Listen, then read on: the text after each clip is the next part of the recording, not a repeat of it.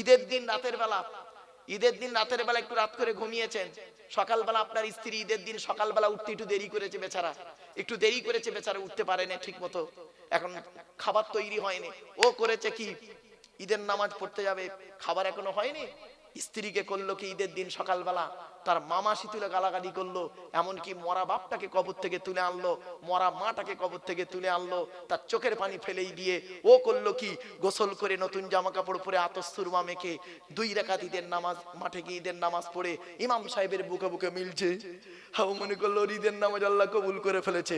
এত সোজা নয়। কোরআনে বলা হয়েছে নাসাবা ওয়া সিহরা, শ্বশুর জামাইয়ের সম্পর্ক আল্লাহ দিয়েছে, দিয়ে বংশ বিস্তার করেছে। কোথায় আছেন আপনি? আরেকটা বলছি শুনুন, আরেকটা হারাম। আল্লাহ রাসূল বলেছেন লানাল্লাহু মান সারাকা মানারাল আরদি, ওই সমস্ত লোকেদের প্রতি আল্লাহর গজব জাহান্নাম যারা জমির আল চুরি করে করে জমি বাড়িয়ে নেয়। কত আলচোর চাচা বসে আছে আল্লাহই ভালো জানি, রাগ করবেন না। আরেকটা হারাম দিচ্ছি, রাগ করবেন না আমাকে। আল্লাহ বলছেন ইন্নাল্লাযীনা ইয়াকুলুনা আমওয়ালাল ইয়াতামা যুলমান ইন্নামা ইয়াকুলুনা ফি বুতুনিহিম নারা ওয়া সায়াসলামুনা সাঈরা। 4 নম্বর পারা 17 নম্বর পৃষ্ঠা 14 নম্বর লাইন, সূরার নাম সূরা নিসা 10 নম্বর আয়াত।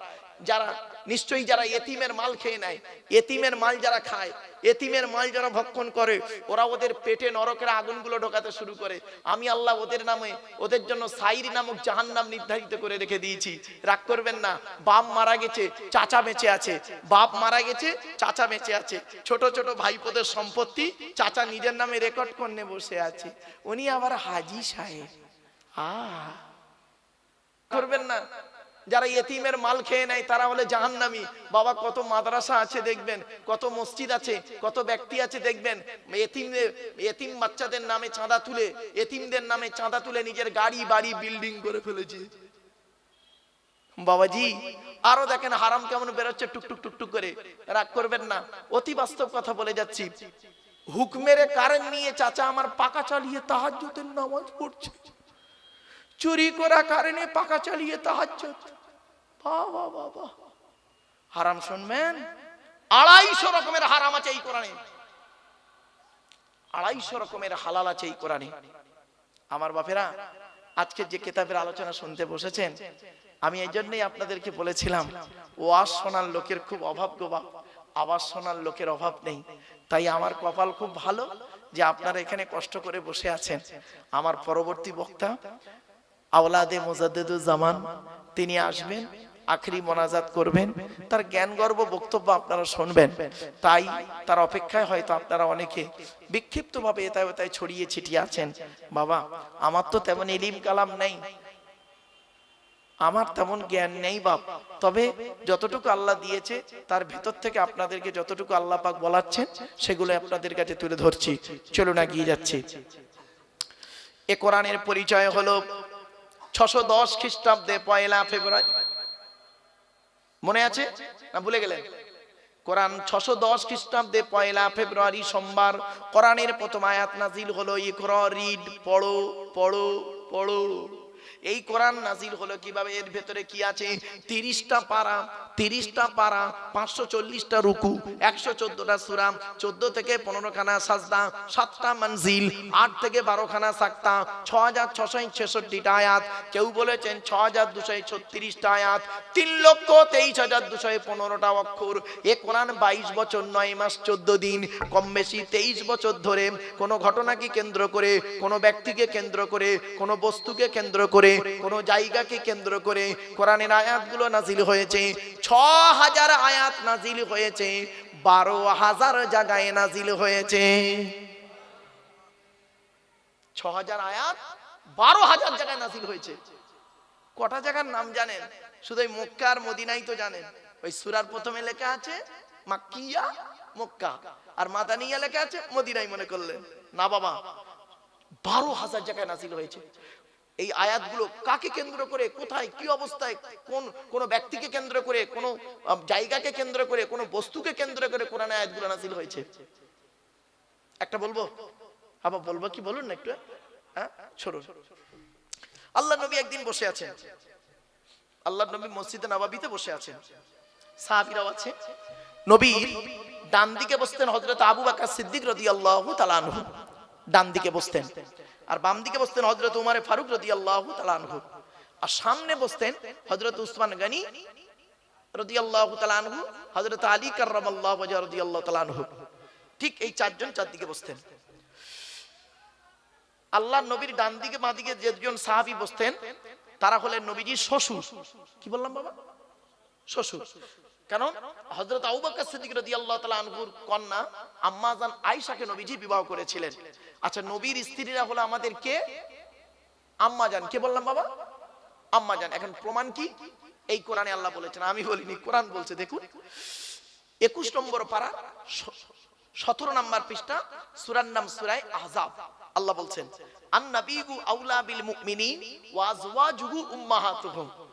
মুমিনদের কাছে সর্বোত্তম হলো নবী, আল্লাহর পরে নবী, আর ওয়াজওয়াজুহু নবীর স্ত্রীরা হলো উম্মাহাতুহুম, তাদের মায়ের মতো।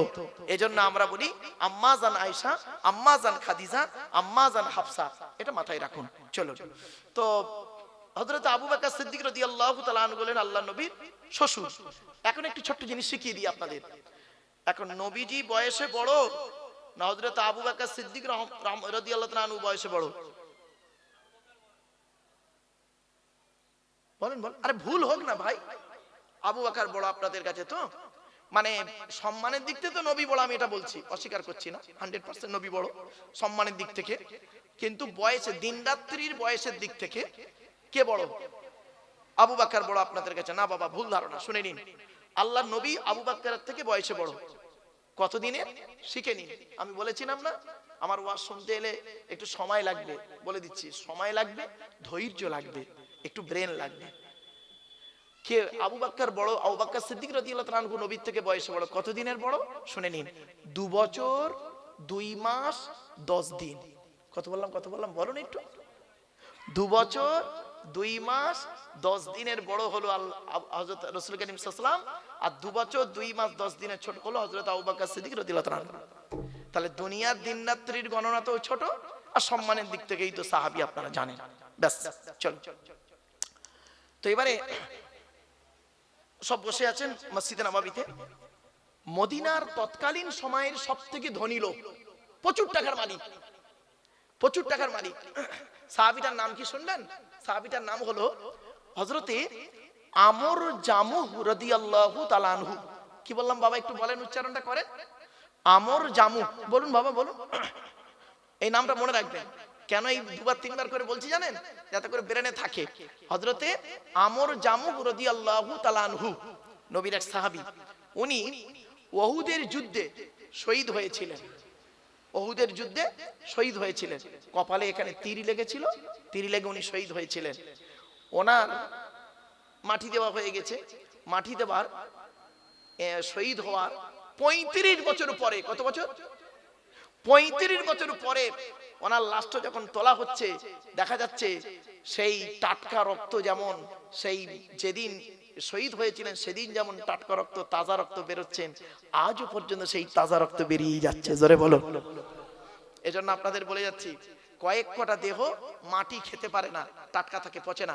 1 নাম্বার, নবীদের দেহ মোবারক মাটি খেতে পারে না, টাটকা থাকে। সুবহানাল্লাহ বলা গেল না? 2 নাম্বার, শহীদানদের দেহ মোবারক মাটি খেতে পারে না, টাটকা থাকে। এই জন্য আল্লাহর রাস্তায় যারা শহীদ হয়েছে তাদের সম্পর্কে কোনো বাজে মন্তব্য করবেন না কোনোদিন। কোরআনের দলিল, কোরআনে বলা হয়েছে লা তাকুলু লিমান ইউক্তালু ফি সাবিলিল্লাহি আমওয়াত বাল আহইয়াউম ওয়ালাকিন লা তাশউরুন। 2 নম্বর পারা 2 নম্বর পৃষ্ঠা 13 নম্বর লাইন, সূরার নাম সূরা বাকারা। আল্লাহ বলছেন যারা আল্লাহর রাস্তায় নিজের জীবনকে বিলিয়ে দিয়েছে তাদেরকে তোমরা মৃত বলো না, বরং তারা জীবিত, তোমরা তা অনুভব করতে পারো না। তারা কবরে কি খায় কোরআন জানিয়ে দিয়েছে। 4 নম্বর পারার 11 নম্বর পৃষ্ঠা 10 নম্বর লাইন, সূরার নাম সূরা ইমরান। লা তাহসাবান্নাল্লাযীনা কুতিলু ফি সাবিলিল্লাহি আমওয়াতা বাল আহইয়াউন ইনদা রাব্বিহিম ইরযাকুন। আল্লাহ পাক বলছেন যারা আল্লাহর রাস্তায় নিজের জীবনকে বিলিয়ে দিয়েছে তাদেরকে তোমরা মৃত বলো না, মৃত বলে ধারণাও করো না, বরং তারা জীবিত, আল্লাহর তরফ থেকে খাবার প্রাপ্ত হয়। তাহলে 3 নাম্বার হলো, এই 2 নাম্বার হলো শহীদানদের দেহ মোবারক মাটি খেতে পারে না। 3 নাম্বার, মোকাম্মাল কোরআনে হাফেজের দেহ। কি বললাম বাবা? মোকাম্মাল কোরআনে হাফেজ। ওই ছেঁচড়া মার্কা হাফেজ সাহেবের কথা বলিনি বাবা। হাফেজ সাহেব হয়ে মসজিদে ইমামতি করছেন আর পাশের বাড়ির মেয়েটার প্রেগন্যান্ট করে দিল, ওই ছেঁচড়া হাফেজ সাহেবের কথা বলিনি আমি। মোকাম্মাল কোরআনে হাফেজের দেহ মাটি খেতে পারে না। শুনে রেখে দিন, এই হাফেজ সম্পর্কে প্রশ্ন এলো। গতকালকে আমার জলসা ছিল আসামে, শোনিতপুর জেলায়। তো কটা ছেলের মাথায় আমি পাগড়ি দিলাম, তো ওরা বললো হুজুর আপনাকে এই পাগড়িটা দেওয়া হবো।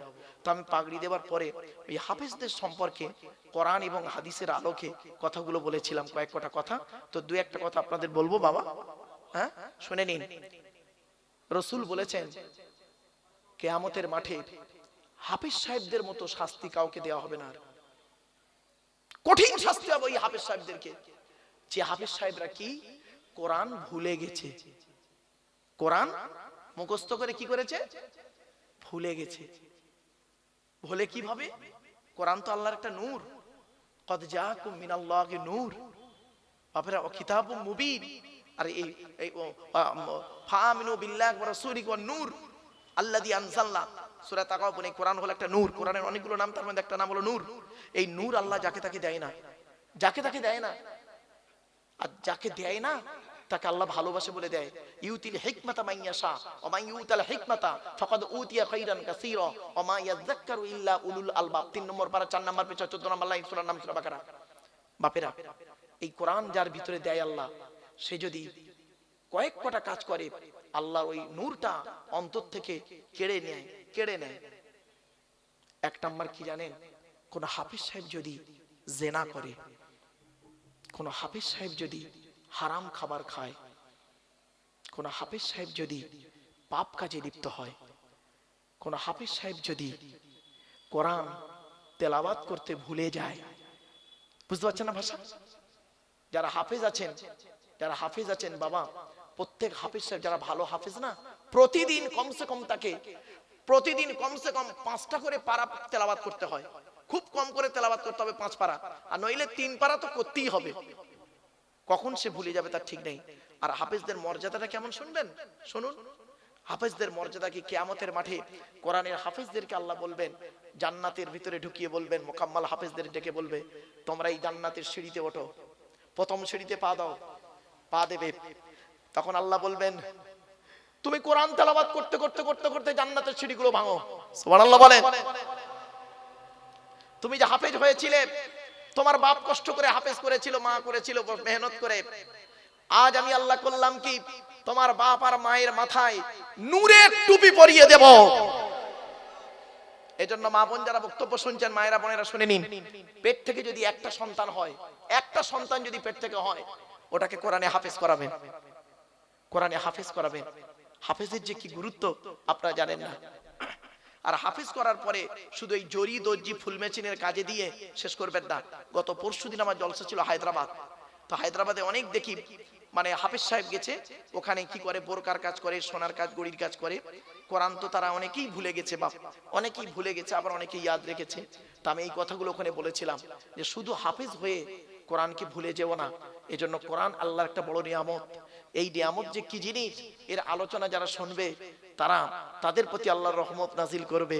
এবং কোরআন থেকে যে কথা বলে আল্লাহ পাক তাকে ইলম বাড়িয়ে দেয়। জোরে বলুন সুবহানাল্লাহ। আমার বাপেরা, এজন্য কোরআনের আলোচনা শুনুন, লস হবে না। চলো, 3 নাম্বার হলো মোকাম্মাল কোরআনী হাফেজের দেহ মাটি খেতে পারে না। 4 নাম্বার, হাক্কানি আলেমের দেহ, কি বললাম বাবা?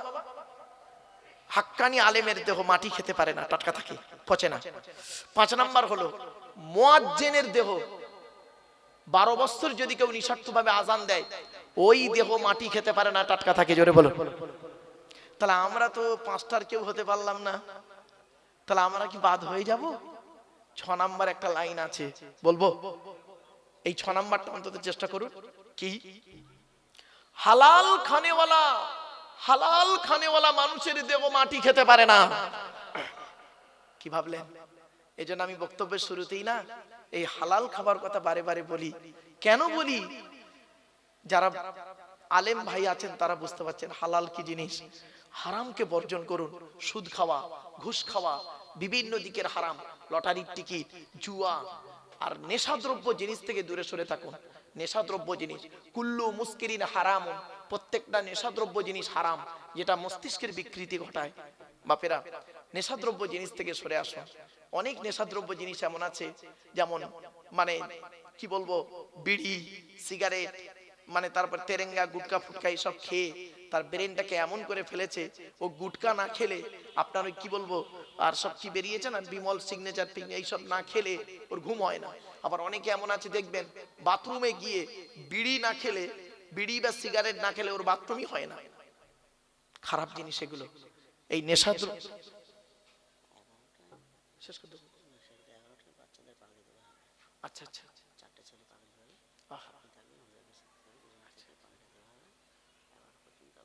আচ্ছা আমার বাপেরা, এই সেই কোরআন বাচ্চারা মুখস্থ করছে। এই কোরআন এর ভিতরে সব আছে বাপ, সব আছে এর ভিতরে। পাগড়ি দেয়া হবে, বাচ্চারা হাফিজ কোরআন হয়েছে তাদের পাগড়ি দেয়া হবে। আপনারা চলে আসেন বাবা, অনুরোধ করে কেউ যাবেন না, অন্তত বাচ্চাদের পাগড়ি গুলো দেখে যান। তবে এখন আপনারা সংখ্যায় লোক কম হলে কি হবে মনে রাখবেন, এখানে যে ক্যামেরাগুলো দাঁড় করানো আছে না, এই ক্যামেরাগুলো আছে, আপনারা কি ভাবছেন ফালতু দাঁড় করানো আছে? এক একটা মোবাইলে কমসে কম 200 500 400 1000 লোক দেখছে 1000 লোক। সামনে শ্রোতাই কটা বলে কিছু মনে করি না। এইগুলো এই যারা দেখছেন না, দূর দূরান্ত থেকে, আমেরিকা লন্ডন সারা বিশ্ব থেকে দেখছে। এখন টেকনোলজির যুগ বাপেরা, চলো। তো এই জন্য আপনাদেরকে বলি, কোরআনে হাফেজ করাবেন ছেলেকে। আর হাফেজ ছেলেদের প্রতি আল্লাহ এত রহমত দেয়, হাফেজদের ব্রেন আল্লাহ এত ভালো দেয়, মনে রাখবেন খুব জেহেন শক্তি খুব ভালো। এই জন্য যারা কোরআনে হাফিজ হয় তাদেরকে ভালোবাসবেন। ছোট হুজুর পীর কেবলা রহমাতুল্লাহ আলাইহি, তার মাদ্রাসা থেকে আমি পড়াশোনা করেছি গো বাপ, আর তারই কলিজার টুকরা সন্তানের সন্তান আমার পরই আসছেন। সেই ব্যক্তি ছোট হুজুর পীর কেবলা রহমাতুল্লাহ আলাইহি এত কোরআনকে ভালোবাসতো, এত কোরআনকে ভালোবাসতো, কি করতো জানেন? কোরআন তো তিনি পড়তেন, সঙ্গীদেরকে কোরআন পড়ার কথা বলতেন। আর শুধু তাই নয়, তিনি যত জায়গায় গিয়েছেন, যত জায়গায় গিয়েছেন, যখনই কোনো সুযোগ পেয়েছেন, যখনই কোনো সুযোগ পেয়েছেন, সেখানে একটা হাফিজি মাদ্রাসা করে দিয়েছে। জোরে বলুন, কটা নেবেন? কটা নেবেন? যেখানে গিয়েছেন এত কোরআন পিপাসু ছিলেন তিনি। আল্লাহ রাসূল বলেছেন যে কোরআন থেকে কথা বলে, কোরআনকে ভালোবাসে, তার মানে আল্লাহকে ভালোবাসা। জোরে বলুন সুবহানাল্লাহ। রাসূলকে ভালোবাসা। আরে রাসূলের চরিত্র সম্পর্কে আপনাদের কি আলোচনা করব শুনে নিন। আল্লাহ রাসূল ইন্তেকাল করলেন, আল্লাহ যে হাদিসটা বলতে গিয়ে চলে গেলাম গো বাবা। হ্যাঁ, তো হযরতে আবু বকর সিদ্দিক রাদিয়াল্লাহু আনহু ডান দিকে বসে আছে, বাম দিকে হযরত ওমর ফারুক বসে আছেন। এমত অবস্থায় তৎকালীন যুগের সবথেকে বড় ধনী ছিল মদিনায়, লোকটার নাম ছিল আমর জামুহ রাদিয়াল্লাহু তাআলা আনহু। মনে আছে নামটা? উনি আসছেন। তখন হযরত আবু বকর সিদ্দিক রাদিয়াল্লাহু আনহু হুজুরকে বলছেন, ইয়া রাসূলুল্লাহ, এলাকার সবথেকে ধনী লোকটা আসছে, এই দেখুন এলাকার সবথেকে ধনী লোকটা আসছে। নবীজি বললেন, আচ্ছা ওকে আসতে দাও, ওকে আসতে দাও। এলেন, এসে সালাম করলেন, আসসালামু আলাইকুম, সালাম দিলেন, জবাব দিলেন সকলে। নবীজি বললেন, বসো বসো। সাহাবীটি বসলেন। কিছুক্ষণ পরে সাহাবীটি প্রশ্ন করছে, শুনে নিন কি প্রশ্ন। তিনি বলছেন, ইয়া রাসূলুল্লাহ, আল্লাহ আমাকে অনেক অর্থ দিয়েছে, অনেক টাকার মালিক করেছে আল্লাহ। রাসূল বললেন, আলহামদুলিল্লাহ, আল্লাহ যাকে চায় তাকে সম্পদ জ্ঞান দান করেন। তারপরে বলছে, তুমি কি জানতে চাইছো বলো তো? তখন সাহাবীটা বলছেন, ইয়া রাসূলুল্লাহ, আল্লাহ তো আমার অনেক অর্থ দিয়েছে, যদি আপনি একটু বলে দিতেন মরণের আগে টাকা পয়সাগুলো কোথায় ব্যয় করলে আল্লাহ খুশি হতেন, তাহলে আমি মরণের আগে টাকা পয়সাগুলো সেইখানেই ব্যয় করে কবরে যেতাম। আচ্ছা, ওনার এই প্রশ্নটা ভালো না খারাপ? বলুন বলুন। ব্যাস, উনি প্রশ্ন করে চুপ করে বসে আছেন, উনি প্রশ্ন করে বসে আছেন। ওনাকে কেন্দ্র করে আল্লাহ পাক কোরআনের এই আয়াতটা সঙ্গে সঙ্গে জিবরাইলকে দিয়ে নাযিল করে দিলেন। শুনুন, টাকা পয়সা কোথায় ব্যয় করবেন সর্বপ্রথম শুনে নিন। ইয়াসআলুনাকা মাযা ইউনফিকুন কুল মা আনফাকতুম মিন খায়রিন ফালিল ওয়ালিদাইনি ওয়াল আকরাবিন। 2 নম্বর পারার 12 নম্বর পৃষ্ঠা 13 নম্বর লাইন, সূরা নাম সূরা বাকারার মধ্যে আল্লাহ বলে দিলেন, নবী তোমাকে ওরা প্রশ্ন করে টাকা পয়সা কোথায় দান করলে আল্লাহ খুশি হবে, নবী তুমি বলে দাও টাকা পয়সা সর্বপ্রথম তোমরা তোমাদের বুড়ো বুড়ি বাম্মার পিছনে ব্যয় করবে, আল্লাহ খুশি হয়ে যাবে। বাপেরা, বৃদ্ধ পিতামাতার পিছনে পয়সা ব্যয় করুন। আগে ভালো ছেলে হন, পরে ভালো জামাই হবেন। আমরা না ভালো জামাই হতে পেরেছি, ভালো ছেলে হতে পারিনি। ঠিক না বেঠিক? ভালো জামাই হয়েছি, ভালো ছেলে হতে পারিনি। আগে ভালো ছেলে হন, পরে ভালো জামাই হবেন। বাড়ি থেকে ভাববেন কথাগুলো, কত গুরুত্বপূর্ণ কথা। একদিন যেদিন চলে যাব, আপনিও চলে যাবেন, সেদিন বুঝবেন। চলুন এরপরে আসছি। এই আয়াত যখন নাজিল হলো, সাহাবীরা বললেন টাকা পয়সা তো ব্যয় করতে হবে। একজন সাহাবী বললেন, ইয়া রাসূলুল্লাহ, আমি যুদ্ধের ময়দানে গিয়েছিলাম, এসে দেখছি আমার মা মারা গেছে, এখন আমি কি করব বলুন। নবীজি বললেন, শোনো, তুমি যুদ্ধের ময়দানে গিয়েছিলে, এসে দেখছো তোমার মা মারা গেছে, তুমি তোমার মায়ের জন্য দুটো কাজ করবে। এক নাম্বার, তুমি তোমার মায়ের জন্য রুহে মাগফিরাতের দোয়া চাইবে। দুই নাম্বার, তুমি তোমার মায়ের জন্য দান খয়রাত করবে। কবরে শুয়ে শুয়ে তোমার মা সওয়াব পাবে। আরেকজন সাহাবী দাঁড়িয়ে দাঁড়িয়ে বলছেন, ইয়া রাসূলুল্লাহ, ইয়া রাসূলুল্লাহ, আমার বাপ মা দুজনেই অন্ধকার নীরব নগরে চলে গেছে, এখন আমি কি করব বলুন। আল্লাহ রাসূল বললেন, মান যারা কবরা আবাওয়াইহি আও ওয়াহদিহিমা ফি কুল্লি জুমআতিন গুফিরা লাহু ওয়া কুতিবা লাহু বারাআ। নবী বলেন, জুম্মার দিনে যদি কোনো ছেলে, জুম্মার দিনে যদি কোনো ছেলে তার বাপ আর মায়ের কবরটা একবার জিয়ারত করে, ওই ছেলের দোয়ার ওসিলায় বাম্মার কবরটাকে আল্লাহ আলোয় আলোকিত করে দেয়। বাপেরা বাড়ি থেকে ভাববেন। এই জন্য আপনাদেরকে বলেছিলাম, ছেলেদেরকে একটু লেখাপড়া শেখান, মাদ্রাসায় পড়ান। মাদ্রাসায় পড়ালে কি হয় জানেন? শুনে রাখবেন, এই ভারতবর্ষের জমিনে একজন আলেমের নাম বলুন তো, যে আলেম সত্যিকারের আলেম, সত্যিকারের যিনি হাক্কানি আলেম, তার বাম্মাকে বৃদ্ধাশ্রমে রেখে এসছে, বলতে পারবেন? পাবেন না, জীবনে জীবনে পাবেন না। কিন্তু উল্টো দিকে দেখুন, মাস্টার, ডাক্তার, ইঞ্জিনিয়ার, প্রফেসর, বাপের ভাত দেয় না, মার ভাত দেয় না, বাম্মাকে বৃদ্ধাশ্রমে রেখে এসছে। কিন্তু কোন হাক্কানি আলেম তার বাম্মাকে কোনোদিন বৃদ্ধাশ্রমে রাখবে না, কারণ মাদ্রাসায় ও শিক্ষা দেওয়া হয় না। মাদ্রাসায় কি শিক্ষা দেওয়া হয়?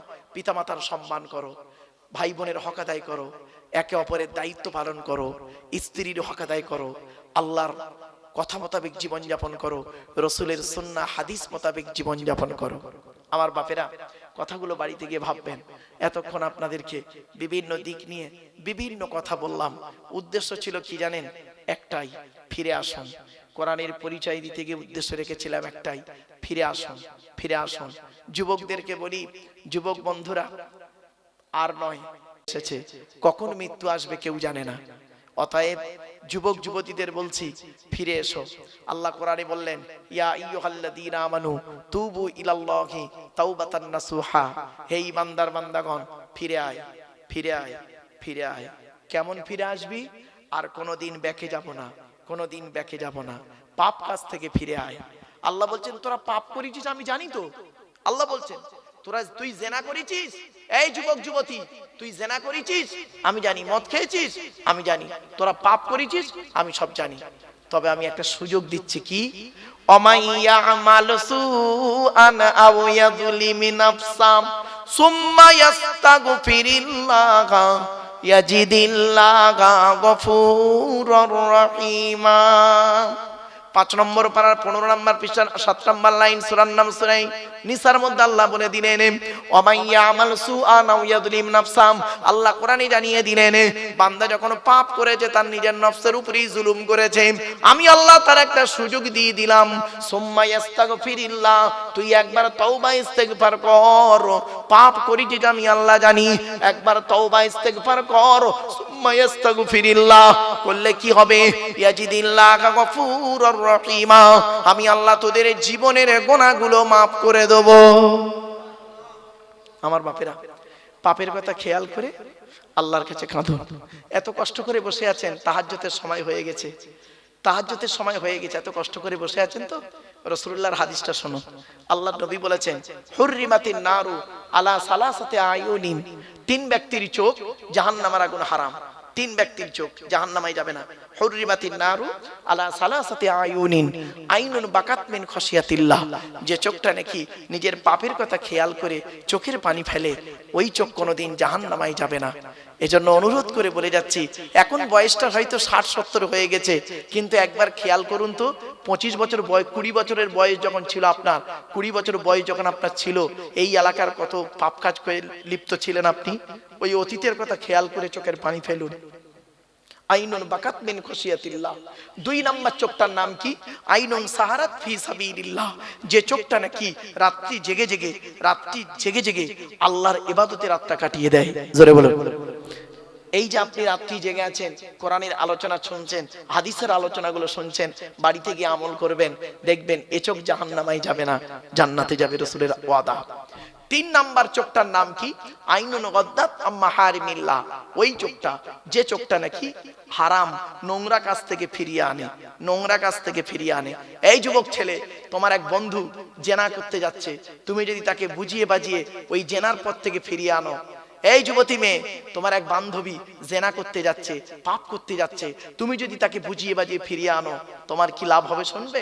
তারও কি লাভ, তোমারও লাভ। কোরআন বলছে, ওয়া আম্মা মান খাফা মাকামা রাব্বিহি ওয়া নাহান নাফসা আনিল হাওয়া ফা ইন্নাল জান্নাতা হিয়াল মাওয়া। কোরআন বলছে, কোন ব্যক্তি যদি নিজের নফসটাকে খারাপ কাজ থেকে ফিরিয়ে আনে, তার ঠিকানা হবে জান্নাত। এজন্য অনুরোধ করে বলে যাচ্ছি, আমি আপনাদেরকে বক্তব্যের শুরুতেই অনেক কথা বলেছিলাম, বুঝিয়ে বুঝিয়ে বলতে চেষ্টা করেছিলাম, কিন্তু আল্লাহই ভালো জানে কোরআন হাদিস ইজমা কিয়াসের কথাগুলি কতটা আপনাদেরকে আমি বোঝাতে পেরেছি আমি জানি না। তবে অনুরোধ করে যাচ্ছি আপনাদেরকে, কোরআন হাদিস ইজমা কিয়াস মোতাবেক জীবন যাপন করার চেষ্টা করুন। আর একটা কথা আপনাদের বলে যাচ্ছি, ছোট হুজুর পীর কেবলা রহমাতুল্লাহ আলাইহির কথা বলবো কি, শুনে নিন।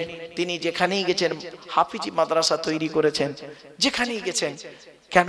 তিনি শিক্ষা পিপাসু ছিলেন, কোরআন পিপাসু মানুষ ছিলেন, যেখানেই গেছেন। এজন্য ভাবতে হয়, আল্লাহ এমন কি ইন্তেকালের আগে সন্তানদেরকে বলে গেলেন, আমি ইন্তেকাল করলে, আমি মারা গেলে আমার। আচ্ছা, ছোট্ট একটা কথা বলি, ছোট হুজুর কেবলা রহমাতুল্লাহ আলাইহি ওনার মাজারটা দাদা হুজুর কেবলার মাজারের কাছে না দূরে? কথা বলুন, একটু বলুন। ফুরফুরে জানেন নাকি? দূরে তো। হ্যাঁ, কেন? বড় হুজুর, মেজ হুজুর, সেজ হুজুর, ন হুজুর সব দাদা হুজুর কেবলার আশপাশে, ওখানেই রয়েছে। আর ছোট হুজুর কেবলা অনেক দূরে চলে গেলেন। শুনে নিন, উনি বলে গেছিলেন, আমি পৃথিবী ছেড়ে চলে গেলে, বাবা সন্তানদের বলেছিলেন, আমি পৃথিবী ছেড়ে চলে গেলে আমার কবরটা অন্য কোনো জায়গায় দিও না, আমার তৈরি করা মাদ্রাসার জানালার ধারে আমার কবরটা দিও, আর জানালা খোলা থাকবে। আমি জুলফিকার আলী কবর থেকে যেন আল্লাহ পাক আমার আত্মাকে কোরআন তেলাওয়াত, বাচ্চাদের কোরআন তেলাওয়াত যেন শোনায়। এই জন্য ওনার মানে যেখানে মাজার হয়েছে পাশেই একদম মাদ্রাসা, সেই মাদ্রাসায় হতভাগা ছাত্র গো বাপ। আপনাদেরকে অনুরোধ করে বলে যাচ্ছি, আর 2 জন নারীর দোয়া আমার সঙ্গেই রয়েছে, আল্লাহর রহমত, নবী পাকের কদমের উসিলা, আর এই পৃথিবীর জমিনে 2 জন নারীর দোয়া। একটা হলো আমার আম্মা জান, তার দোয়া। আর একজন কে জানেন? শুনে নিন, ছোট হুজুর পীর কেবলা রহমাতুল্লাহ আলাইহি সেজলা স্ত্রী, অর্থাৎ আমার পরেই যে ভাইজান আসছেন, হ্যাঁ, আওলাদে মুজাদ্দিদুজ্জামান, ওনার দাদি যান। কি ভাবছেন আমার বাপেরা? বাড়ি থেকে ভাববেন। এজন্য দোয়া জিনিসটা আলাদা। আর দোয়া ও মুখুল ইবাদা, দোয়া হলো ইবাদতের মগজ, দোয়া হলো ইবাদতের মগজ। এজন্য গ্রামের সমস্ত মানুষের কাছে আমার একান্ত আবেদন নিবেদন, আপনারা দয়া করে মেহেরবানি করে চলে আসেন। আল্লাহর ওলির সন্তান আওলাদে মুজাদ্দিদুজ্জামান ফুরফুরা শরীফ থেকে আসছেন, আপনারা চলে আসেন। যে যেখানে আছেন তাকবীর দেন, নারায়ে তাকবীর, নারায়ে তাকবীর। আওলাদে মুজাদ্দিদুজ্জামান, আওলাদে মুজাদ্দিদুজ্জামান, নারায়ে তাকবীর। আমার বাপেরা সকলে চলে আসেন। এখন পাগড়ি দেয়া হবে, হুজুর কেবলা এসে পাগড়ি দেবেন। অতএব আপনারা যে যেখানে আছেন, মাদ্রাসার সন্তানদেরকে বলি, মাদ্রাসার সন্তানেরা তোমরাও চলে এসো, শিক্ষকরাও থাকবেন, এবং আওলাদে মুজাদ্দিদুজ্জামান তারই হাত দিয়ে পাগড়ি দেওয়া হবে। আল্লাহর ওলির সন্তান বাপেরা যে যেখানে আছেন দয়া করে মেহেরবানি করে চলে আসেন, একবার দরুদ শরীফ আল্লাহুম্মা সাল্লি আলা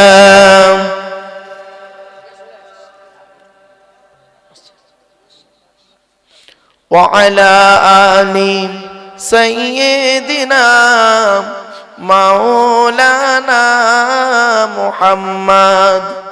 এসো তোমরাই ইসলামে, এসো তোমরাই ইসলামে, হবে যে উজালা মক্কা মদিনা নবী কামলিওয়ালা। এজন্য অনুরোধ করে বলে যাচ্ছি বাবা, যারা আজকের কোরআনে হাফেজ হচ্ছে বাবা, পাগড়িটা হলো এর সার্টিফিকেট নয়, হাফেজের সার্টিফিকেট হলো তার কোরআন ইয়াদ আছে কি নেই, সার্টিফিকেটটা হলো ওইটাই বড় সার্টিফিকেট। তবে আমরা তাবাররুকান স্বরূপ পাগড়ি দিয়ে থাকি, সার্টিফিকেট দিয়ে থাকি, অনেক হাদিয়া দিয়ে থাকি, এটা আলাদা জিনিস। কিন্তু বাবা হাফেজের মূল সার্টিফিকেটের নাম হলো কোরআন ইয়াদ। কোরআন মুখস্থ হলো, কোরআন ইয়াদ হলো হাফেজের মূল সার্টিফিকেট। এজন্য আপনাদেরকে অনুরোধ করে বলে যাচ্ছি বাবেরা, যে যেখানে আছেন দয়া করে মেহেরবানি করে চলে আসেন। মাদ্রাসার আসাতিজা কিরামরা তারাও আসবেন এবং গ্রামের বাবা বাবারা বসো, বাপ বসো বসো বসো।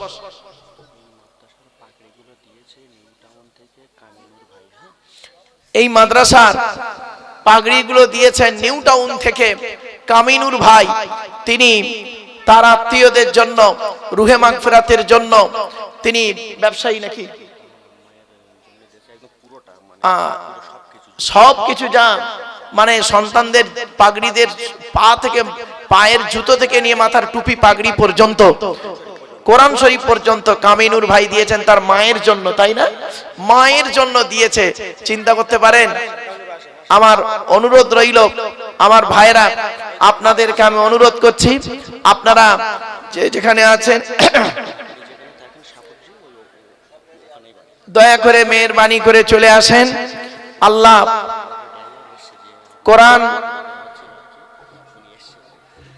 কোরআন হাদিস ইজমা কিয়াস মোতাবেক জীবন যাপন করার তৌফিক যেন আল্লাহ দান করে, বলুন আল্লাহুম্মা আমিন। তাই আপনাদেরকে আমি অনুরোধ করছি বাবা, বাইরে ছড়িয়ে ছিটিয়ে না বসে আপনারা দয়া করে মেহেরবানি করে প্যান্ডেলের ভিতরে একটু ঢুকে যান না, অনুরোধ করছি বাপ। তাবারুকের ব্যবস্থা আছে, বসিয়ে খাওয়াবেন নাকি? হ্যাঁ, তাবারুকের ব্যবস্থা আছে বাবা, বসিয়ে খাওয়ানো হবে। তাই কোরআনের আলোচনা, হাদিসের আলোচনা, ইজমা কিয়াসের আলোচনা শোনার জন্য আপনাদেরকে আহ্বান করেছিলাম বাপ। তো যেগুলো এসেছেন আলহামদুলিল্লাহ। মা বোনেদেরকে বলি, মায়েরা বোনেরা আপনারা কয়েক কোটা কাজ করবেন। এক নাম্বার, স্বামীর সেবা করবেন, স্বামীকে কোনোদিন কষ্ট দেবেন না। দু নাম্বার হলো স্বামীর পরিবারের সঙ্গে ভালো আচরণ করবেন। তিন নাম্বার হলো নিজের সতীত্বকে বজায় রাখবেন। চার নাম্বার হলো চরিত্র ঠিক রেখে আপনি নামাজি হবেন এবং রোজাদার হবেন। মা বোনদেরকে বলছি, মায়েরা বোনেরা চোখ দুটো বন্ধ হয়ে গেলে সব শেষ। বাবাজি যুবক ভাইদেরকে বলছি, চোখ দুটো বন্ধ হয়ে গেলে সব শেষ। যেদিন পৃথিবী ছেড়ে চলে যাব আমরা, আর কেউ ডাকবে না, দুদিন মনে রাখবে, তারপরে ভুলে যাবে। আল্লাহ পাক কোরআনে বলেছেন যে পৃথিবী ছাড়ার আগে তুই টাকা পয়সা ধন সম্পদ গুলোকে আল্লাহ রাস্তায় দান করে যা, কবরে শুয়ে শুয়ে সওয়াব পাবেন। মানুষ মরে যায়, আমলের দরজা বন্ধ হয়ে যায়, তিনটে দরজা খোলা থাকে। এক নাম্বার হলো সাদাকাতুন জারিয়া, পৃথিবীতে যদি কোনো দান খয়রাত করে যায় কবরে শুয়ে শুয়ে সওয়াব পাবে। দুই নাম্বার হলো আও ইলমিন ইনতাফাউ বিহি, পৃথিবীতে যদি দ্বীনি বিদ্যা রেখে যায়, তার বিদ্যা থেকে মানুষ যদি উপকৃত হতে পারে কবরে শুয়ে শুয়ে সওয়াব পাবেন। তিন নাম্বার হলো আও ওয়ালাদিন সালিহিন ইয়াদউ লাহু, পৃথিবীতে যদি নেক সন্তান জন্ম দিয়ে যায়, ওই নেক সন্তান যদি আল্লাহর কাছে দোয়া চায় কবরে শুয়ে শুয়ে সওয়াব পাবে। এজন্য আমি অনুরোধ করছি আপনাদেরকে, সন্তানদেরকে মাদ্রাসায় পাঠান। মাদ্রাসায় হিফজ করানোর সাথে সাথে আরো আধুনিক শিক্ষায় শিক্ষিত যাতে ছেলেরা হতে পারে সে চিন্তা ভাবনা মাদ্রাসা কমিটির থাকবে। আপনার সন্তানকে আপনি মাদ্রাসাতে পাঠান, কোরআনের শিক্ষা দিন। রাসূল বলেছেন প্রত্যেক পিতামাতার দায়িত্ব হলো ছেলে মেয়ের উপরে তিনটি। এক নাম্বার হলো আইয়াকসিনা ইসমাহু, ছেলে মেয়ে জন্মগ্রহণ করলে সুন্দর সুন্দর নাম রাখতে হবে।